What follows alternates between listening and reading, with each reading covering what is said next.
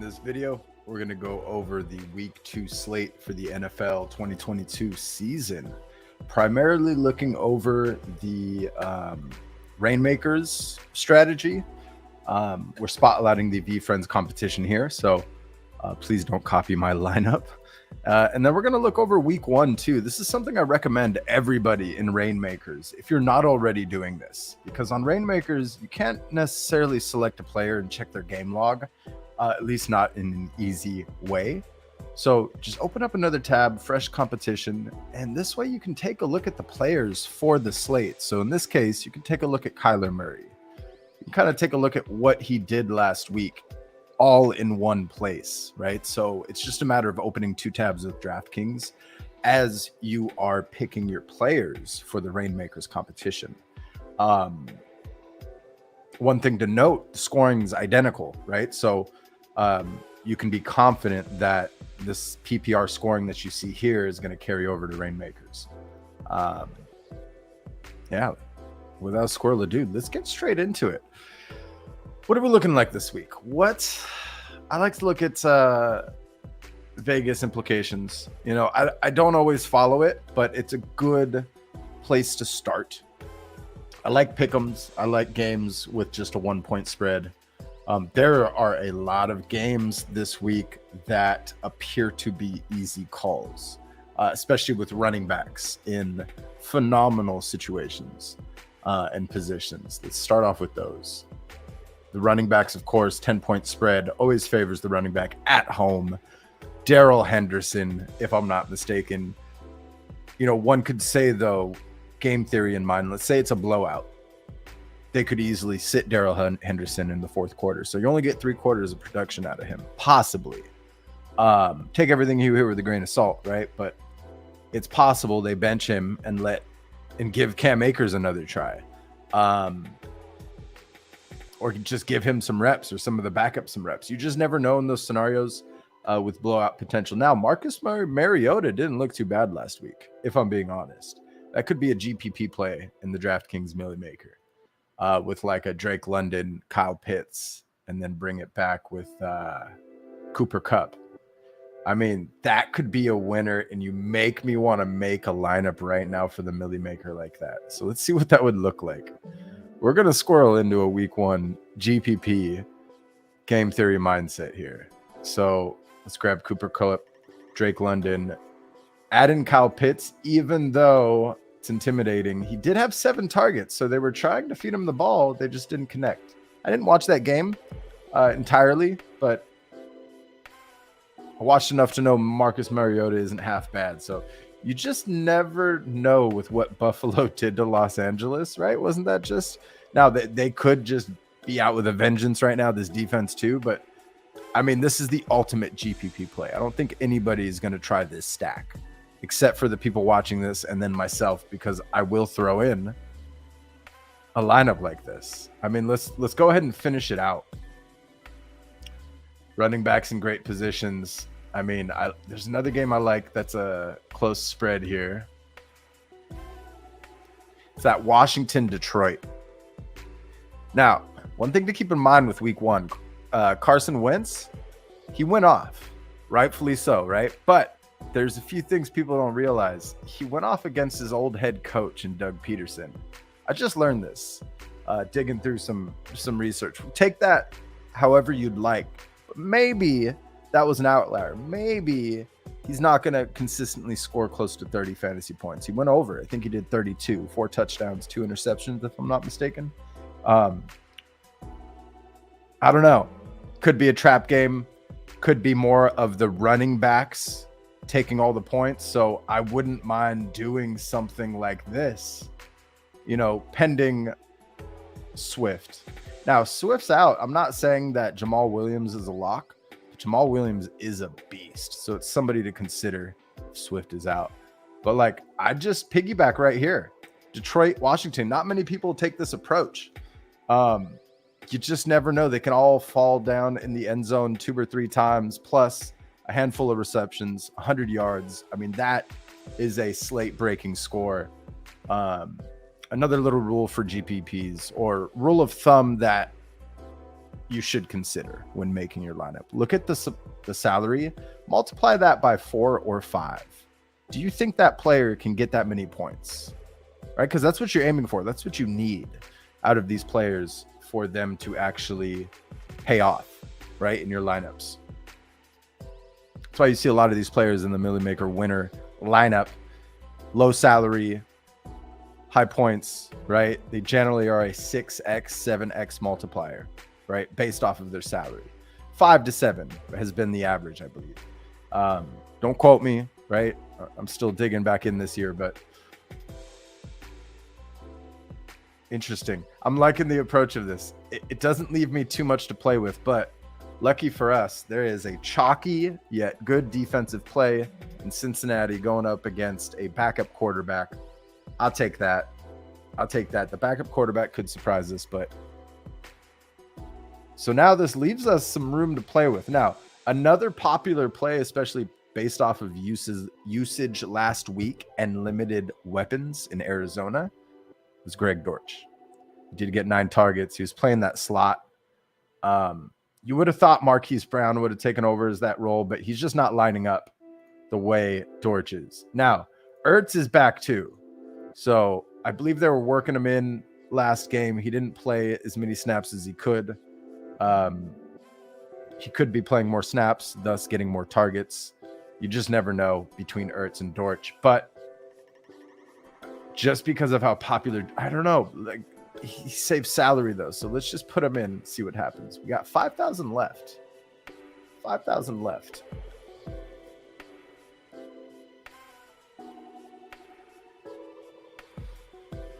That would have been a good call if he didn't get injured. You know, it's funny, last week I saw the weather. I highly recommend everybody look at weather, especially from fall to winter. Things shift very, very quickly. So you may not expect it, but a storm or a ton of rain could be coming through. And I saw that it was just horrible weather conditions in Chicago. So I pulled Eli Mitchell from my cash game lineups. Thankfully I did, because I think he went out first or second play of the game. So this is NFLweather.com. Now tomorrow, really the only rain is at Colts. Now, I think this is wrong because mostly cloudy here. Another thing to always check is W Underground. Go look at the city of the stadium. Now, this is intense research, right? But you really get that accurate, or I guess we can do today. But it's showing rain, and it's showing rain. Let's go look hourly. Now, I'm pretty sure it's all just going to sprinkle showers. Let's see, 1 p.m. So game starts around here. I mean, not the most ideal, but I would imagine it's going to be a run-heavy, defensive, popping out the ball type of battle. So the 49ers defense, it's not a bad play. I know I squirreled a bit. Jeff Wilson just 100 off right here.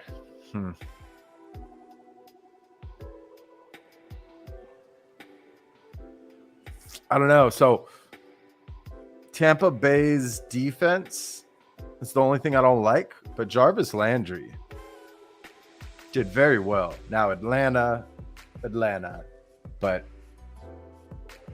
that's another stack is the Jameis Winston towards Michael Thomas, Jarvis Landry. Run it back with Julio Jones. That seems to be a common one this week. Yeah, let's go back to Reignmakers. That's what we started the video for.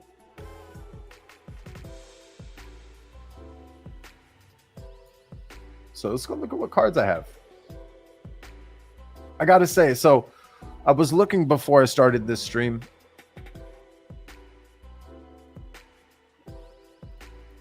This may or may not be very popular, but this is great exposure to that game if you have these 3 cards. The thing is, Derek Carr, as much as I want to believe he's got it in him, I just feel like it's a trap game. A lot of people are targeting Derek Carr in cash games for some reason over here on the weekly.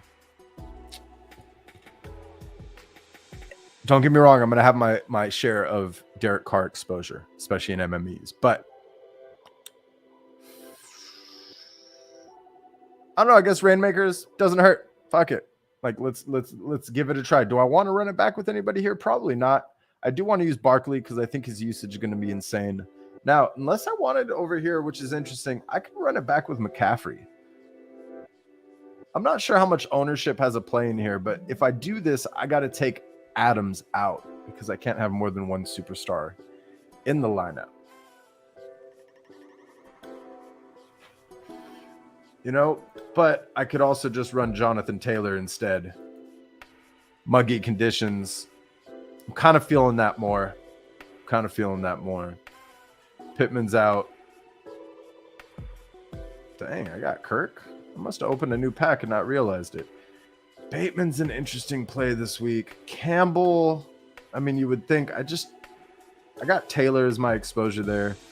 You know, Jarvis Landry seems to be the winner, unless I get rid of Derek Carr in that Darren Waller stack.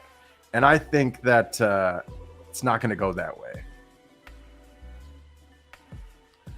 You know, Kyler Murray last week almost let me down.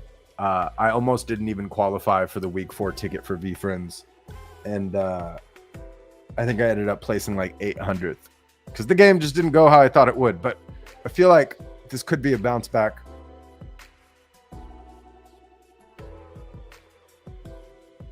But I also feel like I want Devontae Adams. I hear that some family lives out in Vegas. A lot of family are going to be at the game. You know, it's Derek Carr's new favorite target. So maybe I don't play Carr and I play Murray instead. And I'm just going for raw points here. And say I do play a Marquise Brown, actually. One thing I want to go look at that I don't think I can show you guys, forgive me, because it's a part of a paywall and I don't want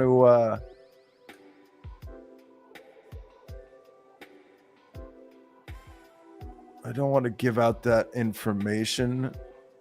I can reach out to them to see if they'd be interested in me streaming stuff for them, but this is not a paid advertisement, so just give me 1 second. I want to check something. I want to check the matchup for Marquise Brown. I want to see what cornerback he's going up against.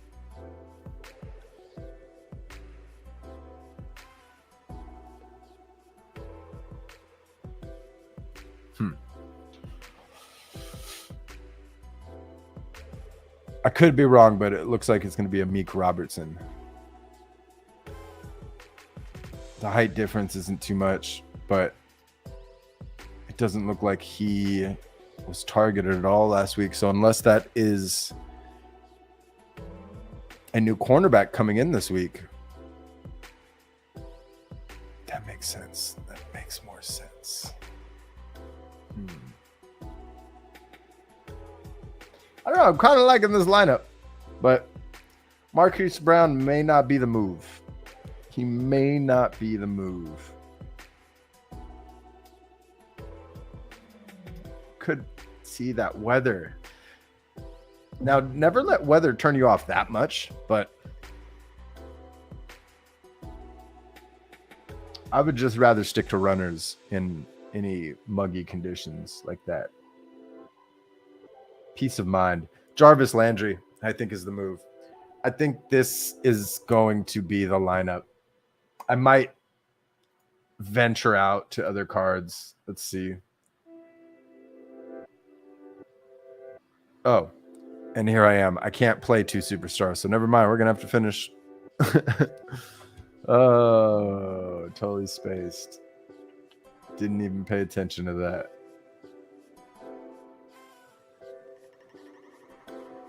All right, so Chubb had a phenomenal week last week, and Kareem Hunt stole some tutties near the goal line. I don't know. Maybe it's a Chubb week. Let's go take a look at one thing I like to do is look at people's history with certain teams at certain fields. But you can find that through this Pro Football Reference. Chubb has played versus the Jets, and he has meh. Now, the one thing this doesn't show you... Oh, it does. No. Yeah, offensive snaps. So he was on 63% of the snaps, 58% of the snaps here, 18 attempts there. No 1 touchdown. So this was a decent day. Not too many yards. But is that going to get you all the points you need? Is that going to get you the most optimal lineup? Probably not. But he could also fall in for 3 touchdowns and break the slate. Tyreek Hill's in a good position for sure. One can say Waddle's in a better position, especially if the Ravens cornerbacks, although I feel like a lot of the Ravens secondary is in trouble. So keep an eye on injuries, because another GPP approach for week 1 could be Tua, Tyreek, and Waddle. Run it back with Andrews, or don't even run it back, or run it back with Duvernay. Although Bateman had more snaps and I believe more targets, right? Just Duvernay had those, obviously, more points last week. That could be another GPP approach this week. As far as Reignmakers, I don't know if I would go there. Definitely a Tyreek Hill, I wouldn't mind.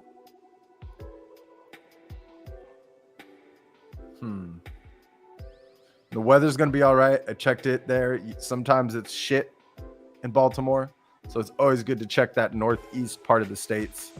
The biggest games to worry about are the ones in Jacksonville and then the 49ers.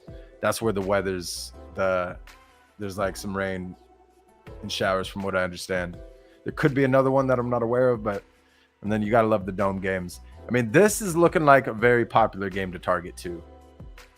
So if you want to chase those points from Wentz last week, by all means. But keep in mind, he was facing Doug Peterson, his old head coach. There could have been a little extra oomph there that he may not have this week. That may go to Antonio Gibson. So that's another play, because we know he's not going to be a superstar.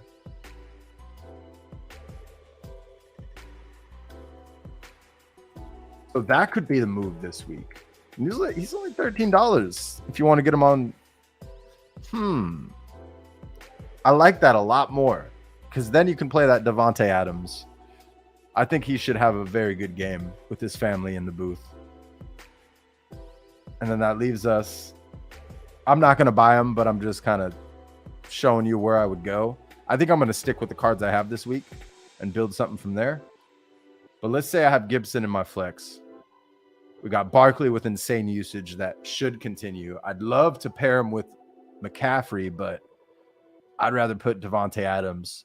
And then instead of Carr, I think Kyler Murray scores more raw points, fantasy points, than Carr this week.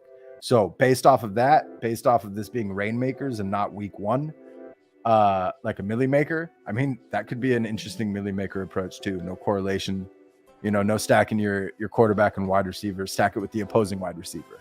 That could be a very unique approach.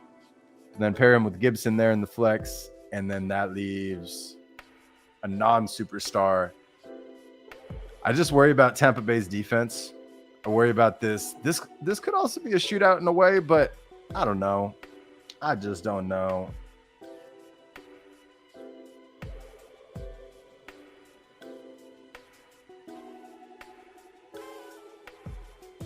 Another thing I can do is run Josh Jacobs. So if I want a lot of this game, this Arizona-Oakland game, which has the highest projected point total, with not too big of a spread, opened up at 2.5, but it definitely doubled up there in separation. Kyler Murray.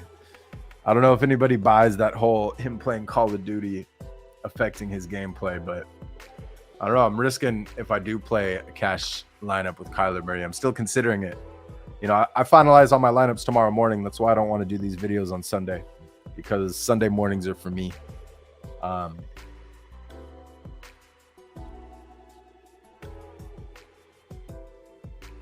Gotta say, this is funky, but I like it. I like it. Marquise Brown, I just don't know. I just don't know.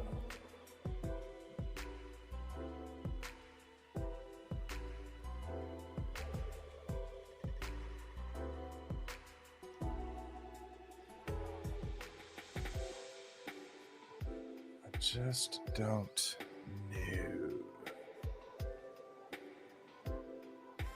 Apparently, AJ Green has a 7-inch difference in height if he's lining up across Rock Ya-Sin. That's this dude's last name. The left cornerback. No one's going to play AJ Green this week. I'm not saying playing him in Reignmakers by any means, but a GPP Kyler Murray stack. Fading Dortch could get you there. You just never know. Now, any questions from anybody watching about this week with Reignmakers? I think I've shared my whole thought process. I know we're kind of limited to the cards that I have, but, you know, you could go Burrow, but the issue with, you know, these big spreads are that generally teases like this could be a blowout. And if it is a blowout, those teams generally ease up in the fourth quarter and put in backups and reserves. So you risk your players that you're paying so much via salary not playing a full 4 quarters of competitive game. You'll get more out of your fantasy players if you target those games that are going to be competitive. Now, there are certain outliers where, you know, having a running back in the blowout is the nuts. And when I say nuts, it's like that top lineup.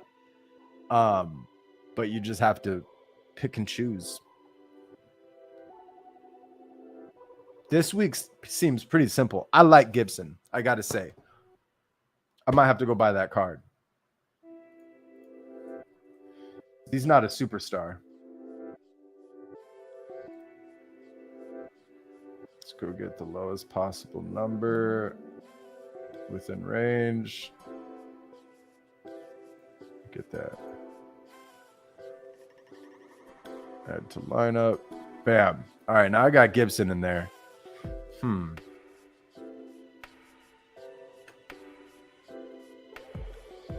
I'm not going to waste this spot on a tight end. Now, I do have Ertz. I believe I pulled them from a pack. I didn't buy this one. That could be an interesting approach, but I just would rather pick a wide receiver that should be marked as a superstar, but isn't. That should have a lot of opportunity this week. And you know what? Landry seems like the one, man. I don't know. Let's go take a look at those matchups.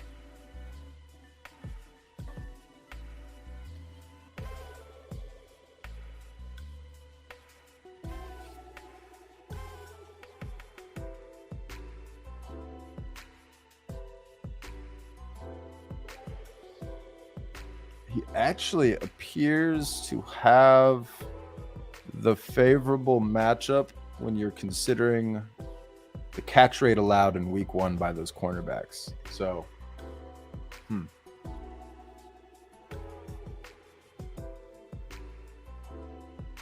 I believe he lined up in the slot, if I'm not mistaken.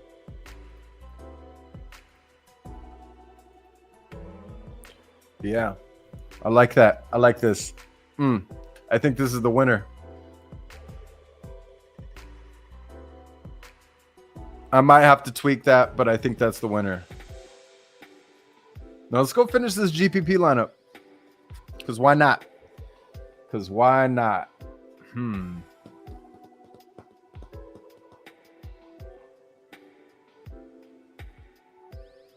I'm fading Barkley here. Ton of ownership. I'm fading a ton of ownership.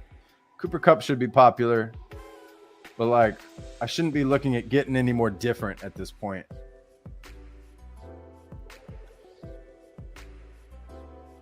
Oh, I don't have Devontae Adams in here the way this is set up. So, dang, that's buggy. I want Devontae Adams or GPP, Josh Jacobs type of day. I don't know. It's possible. Silly for the millie.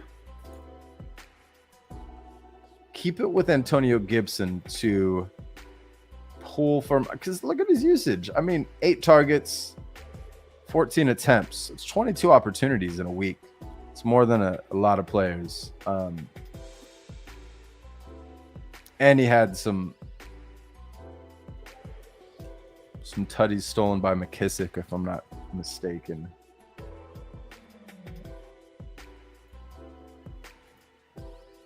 Oh, no, just some catches. Just some points, 8 points, but still.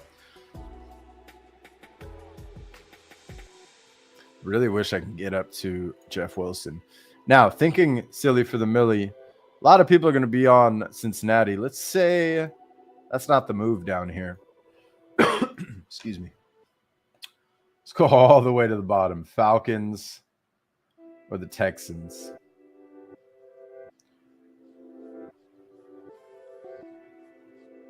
What do you think?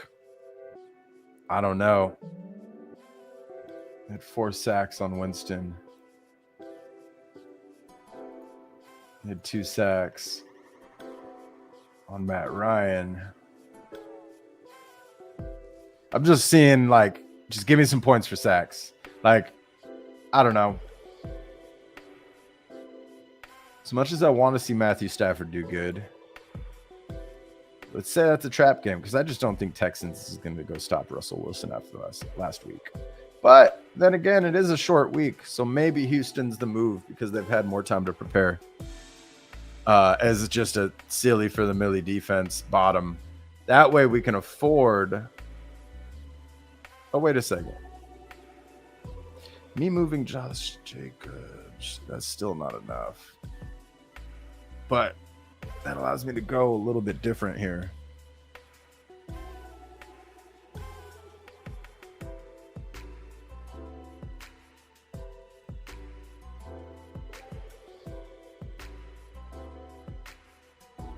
Metcalf, Brown, and Harris. I do like Pittsburgh's defense this week, week 1. I do, against New England. Miami had a ball at home against New England. Pittsburgh's at home against New England. I think I even mentioned last week I like that Pittsburgh against Bengals because it's a divisional game. I don't care how good Burrow is, and he still showed out. But Steelers' defense still scored 20-plus points because of the touchdowns, the defensive touchdowns and turnovers. So there are those unique situations, but you generally only want to go there on divisional games that are usually rough, that are usually defensive battles. I feel like I would want to maybe go with a running back, see what running backs are around. Now, that's another game that Vegas shows as a 10-point spread. Now, we are playing the Texas defense here, so I think we'll get away from there. Maybe we'll play Jeff Wilson. The problem I have with this play is, as also a diehard 49er fan, is Deebo Samuel could very well be the running back. Could very well line up more often than Jeff Wilson Jr. And then Trey Lance, his mobility could take away. But with it raining kind of similar to the Bears, maybe they focus more on run. And one thing I want to monitor is I'll be more confident in Jeff Wilson if Kittle starts. When Kittle's out, he's one of their best blockers for the running game. So last week, I mean, a combination of the weather and Kittle being out, I pulled Eli Mitchell out of all my lineups last minute. It's just one of those things that you kind of have to know about the team. Kittle, he's the reason, one of the biggest reasons there's such a good running team. His blocking abilities, I mean, all the wide receivers there really, but and one could say the coaching staff has a big influence, but Kittle, he's a beast. And generally when he's not in the game, the run game suffers. So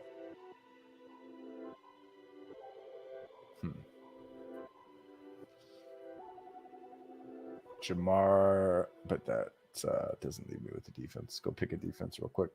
Just go pick the cheapest viable defense in the Bengals. Oh, man. If we knew that Swift was out, I can go with Jamal Williams, and then I'd have a little bit more for... But this right here is the definition of a GPP lineup. If you don't know what a GPP is, it's a guaranteed prize pool on DraftKings. It's generally like this contest you see here. You're playing 250,000 people. You want to be different to win. You do not win these things picking the same players everyone else are picking. So, but this is an interesting one, and I'm gonna have to play a stack with it. Kind of like risking it. I just don't know how I'm gonna finish it. I just don't know how I'm going to finish it yet.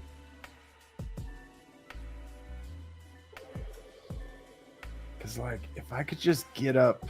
Let's see if I can get up to somebody. If I could sacrifice Josh Jacobs, because that's one I'm not too confident in. And then Dortch as well, but I don't know who else I would replace Dortch with. But he's 58. I need somebody a little bit cheaper to free up some salary.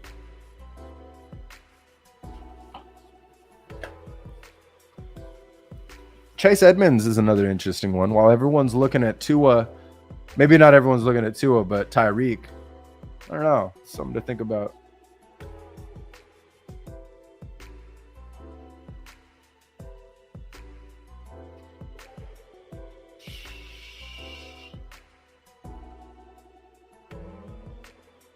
Yeah, I'm not sure how I'm going to finish this, because I really want to finish this proper and just hit that enter with you live. And then if anybody copies me, wish us luck. But I don't know how I would finish this. Just don't. This is an interesting call here. He's talented.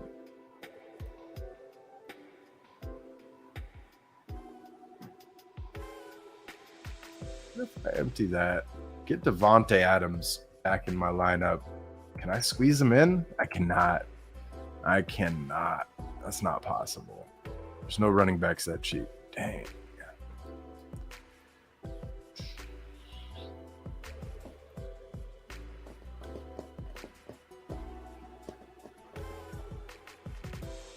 But I was on DJ Chark a little bit last week, and he had a decent game. Always make sure, if you have like a wide receiver in the afternoon game, like I would ideally move Cooper Kupp or Dortch to the flex, but for the sake of this stream, we're just keeping them there. But generally, you want those earlier slates and those slots. That way, you have more flexibility if some crazy shit happens. You can then late swap that into a different position should something happen to Dortch last minute, or some news come in that week 1 was a fluke, that week 2 goes to Isabel, and I'm not even sure Isabel is playing. Oh, he's out. I had a few shares of him last week, and he did get 3 targets, but they just didn't connect, and he's more of the down the field. So, but look at this. I mean, he might even have some run this week. He didn't have much last week, but they're just hurting on the wide receivers. Now, where would we finish this?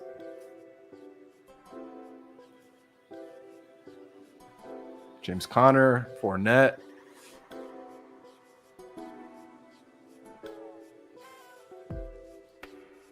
Yeah, and if you think Kyler Murray is not going to do too much, could be a Conner game. I mean, he's expected to have 75% of the just rushing shares and targets from running backs. So take that with a grain of salt, but silly for the millie. I'd want to go somewhere else, though. I'd want to go to a pick'em. Or maybe Kareem Hunt. Maybe that New York Jets game is a blowout and Hunt does most of the work and Chubb chills.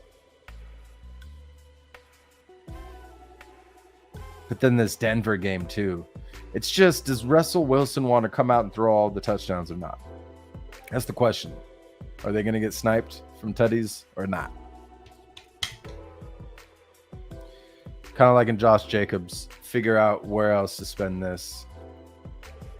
I'm just liking the pivot away from everyone else is playing Carr. Well, if 10% of the field at least are going to play Carr, I'd rather leverage off of that if I don't think Carr is going to score too many tutties. If I could get to a Jacobs and Devontae Adams stack, which is unique, but you're essentially getting both points from the receivers, from the receptions and the rushes, right? Can I get up to him? I'd have to give up Cup. Like, Cup is expensive. Let's do the math. Anyway, Cup to pay off in tournament winning points, or, you know, one of your other lineup roster positions would have to do exceptionally well, even if he had immediate, like, there's ways it would balance itself out, but I believe he was 9,900. Say times 5, 49 points. Yikes. I don't think Cup's going to have that type of day, so I don't mind sacrificing him for Devontae Adams. Let him have a monster game with Josh Jacobs cleaning it up. Josh Jacobs, forgive me. And that leaves me with 7,500. Ooh, I like the correlation here. I can throw in Mixon with the Bengals defense. And this, ladies and gents, is a GPP lineup at its core. Or I can get away from Greg Dortch, since I think he will be a popular value play. But I just don't see anybody else down here. Okay, Campbell could be the one with Pittman out. He could move into that role. But then again, like, one thing to always check.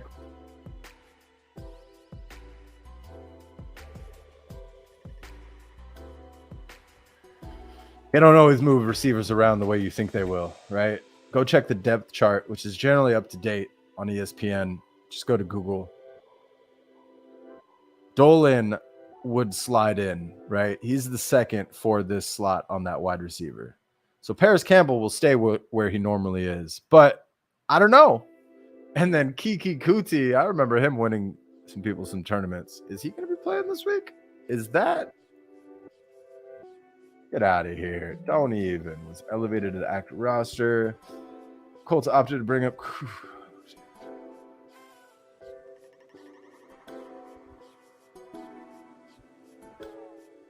Huh. I guess he could see some snaps. This is scary. This is some GPP shit right here. This right here. This then allows me to get away from that chalky defense and hit up the Steelers like I wanted to originally. I don't know, though. Kiki could very well be 0 points easy. You can't afford a 0. Unless, of course, the day just doesn't go how people think it's going to go. You know? Dolan, right there. I mean, he slides into Pittman's slot. This makes the most sense right here. You don't have to get too cute. Go ahead and use him. Even if a bunch of people are using him, he fits in perfectly. I don't know. This is an interesting one. Something just still doesn't feel right.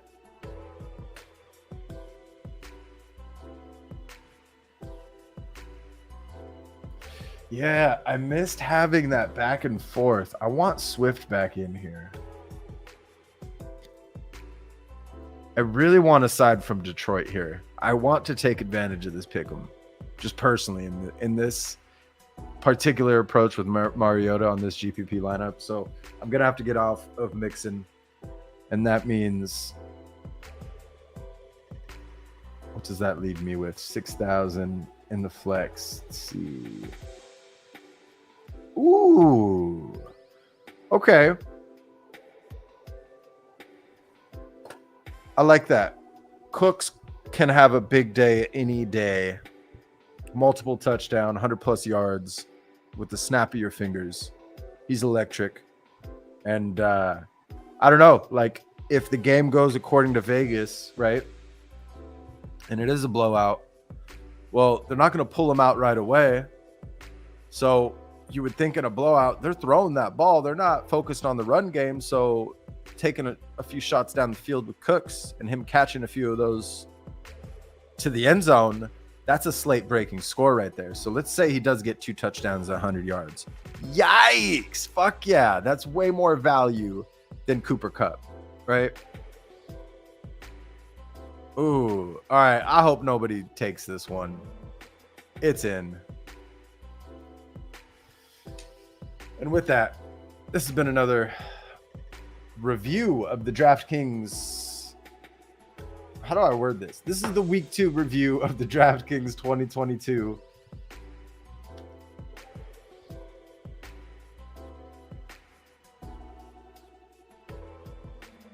Ooh, that's tough, man. That's tough.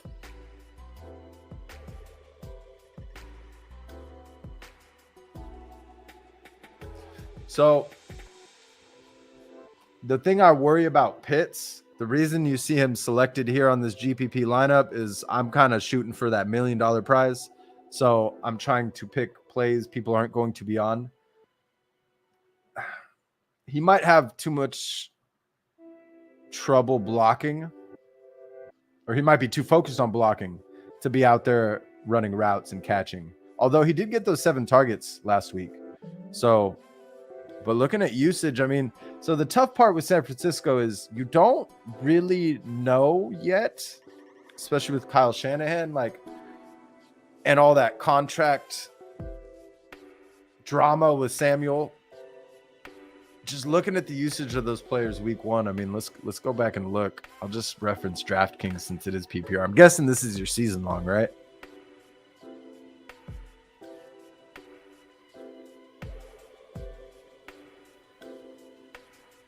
I'd say probably Samuel over, but see, like, look at this. Here's something that's interesting.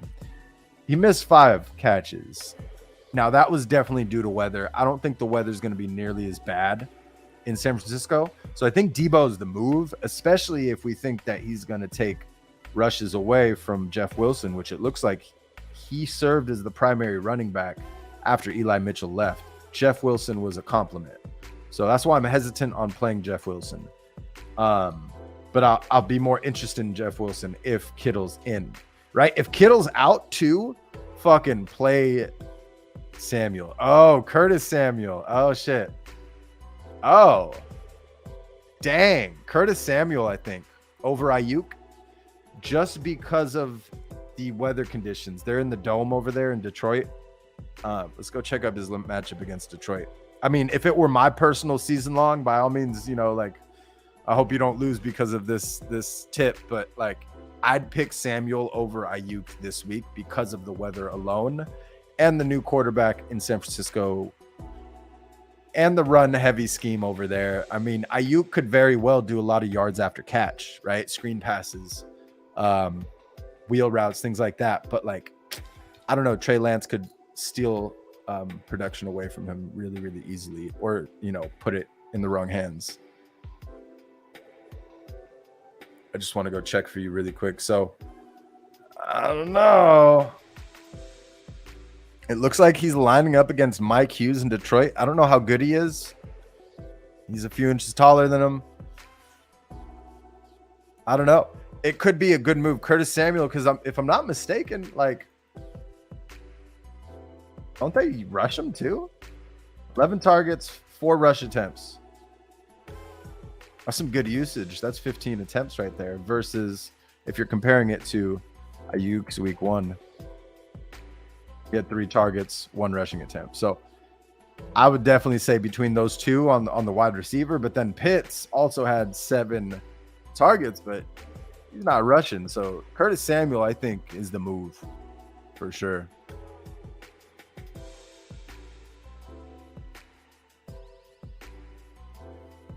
Yeah, Niners, it doesn't matter if their lead running back is hurt these past few years, especially under this coaching staff. They just run the ball. Like, that's why a lot of these no-name running backs are like Raheem Mostert, for example. He kind of came out of nowhere in a way because he came from, I want to say, Buffalo or Miami or something. And he came over on the practice squad, and then through injury opportunities, he got his opportunity to play in, I think it was a Thursday or Monday night. And I only know this very well because I'm a huge Niner fan. So yeah. So that's like, it doesn't matter if their lead running back is out. They're going to give somebody opportunity, and if they don't take advantage of the opportunity, they're just going to send him to Deebo Samuel, because Deebo's a beast. He's trusted by that coaching staff, which I'm shocked by. I'm shocked he's playing with any effort, with there being any drama. But then again, that's the drama that is perceived or is shown to us it may not be drama the way that, you know, the news articles paint it. So hopefully that locker room's cool. And Debo has a phenomenal year, but I just don't know. Curtis Samuel over Ayuk though all day. This week. That's just my 2 cents. Yeah, no problem. Thanks for tuning in. I appreciate you. Yeah, we'll be doing more of these. You know, I just started doing these this year, but I've been playing this fantasy for quite some time, better part of a decade. But I did take the past 2 years off. I guess season and a half. I did play towards the playoffs last season, so sometimes you just can't stay away. But I've been doing my season long for quite some time. We do PPR, no kicker, dual flex. So we added. It's a high scoring league. It's a lot of fun. And then this week we had some last minute bails. So it's an 8-person league, and the teams are fucking stacked. Excuse my language. They are stacked. It's insane. But I'm off to a great start that week. Anyways, if you found any value at all, if you want to see me make more content like this, please do write a comment below. Just let me know. I want to see more videos like this, and I'll start doing these once a week. The focus is to focus on Draftkings Reignmakers, of course, but to also just touch on week to week DFS as well. Always Draftkings. I generally won't do FanDuel on this, although I may start playing some lineups again, because that's how I got started into DFS. I started FanDuel before I started DraftKings. But as soon as I found out about PPR and just how much fun it is to try to predict and nail certain predictions, I was hooked. So, yeah. Much love. Thanks for tuning in. My name is Malo, and I'll catch you next Saturday. We'll do it earlier in the day, I promise, for week 3. As a DFS, end of week before lineup lock deep dive. So I hope you've enjoyed, and have a great rest of your weekend. Good luck tomorrow, and let me know if any of this research helps you. Send some screenshots with you at the top of the leaderboard. I'd love to see it. Let's fucking go. Good luck tomorrow. Peace.